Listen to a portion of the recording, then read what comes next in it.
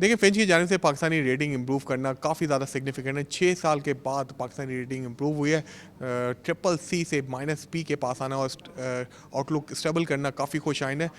हुकूमत पाकिस्तान की यकीनी तौर पे जो मुस्बत कोशिशें हैं, जो इकॉनमी में मुश्किल फ़ैसले किए गए हैं, उसके समरात अब हमारे सामने आ रहे हैं। ख़ास तौर पे करंट अकाउंट सरप्लस इस साल होगा। फिर इसके साथ-साथ हम देख रहे हैं कि जो एक्सटर्नल फाइनेंसिंग गैप के पाकिस्तान को मुश्किलात का सामना था, आज से 1.5 साल पहले जब पाकिस्तान पे डिफ़ॉल्ट के खतरात मंडला रहे थे, उस वक्त दुनिया पाकिस्तान भी यकीन करने को तैयार नहीं थी। आज हम देख रहे हैं 360 चेंज आ चुका है, पाकिस्तानी रिजर्व भी बढ़ रहे हैं और फिर उसके साथ साथ पाकिस्तान को जो एक्सटर्नल फाइनेंसिंग गैप के हवाले से मुश्किलात हैं वो दूर होंगी। स्टेट बैंक ऑफ पाकिस्तान के गवर्नर का कहना है कि जून 2025 तक $14 अरब के करीब हमारे रिजर्व जा सकते हैं।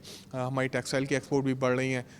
इंटरेस्ट रेट नीचे आने से काफ़ी ज़्यादा फ़ायदा हुआ है। इन्फ्लेशन हम देख रहे हैं कि 60 साल की कम तरीन सतह पे है। ये सारी वजूहत हैं जिसकी वजह से हमें लग रहा है कि पाकिस्तान इस वक्त ऑन द इकॉनमी रन होने जा रही है। पाकिस्तान में एक बार फिर फ्लाई करने जा रही हैं चीज़ें, और तो काफ़ी मुस्बत इकदाम हैं। पाकिस्तान स्टॉक मार्केट पे भी इसका काफ़ी ज़्यादा मुस्बत असर पड़ा है। हम देख रहे हैं आज सुबह से ही सर्कुलर डेथ के खात्मे की खबर लगी हुई थी। गवर्नमेंट ने काफ़ी निगोसिएशन करने के बाद बैंक्स के दरमियान एक मुआहदा करने जा रही है जिसके तहत सर्कुलर डेथ की सेटलमेंट होगी, और इसके बायस हम देख रहे हैं ऑयल एंड गैस सेक्टर के अंदर काफ़ी अच्छी एक्टिविटीज़ हो रही हैं।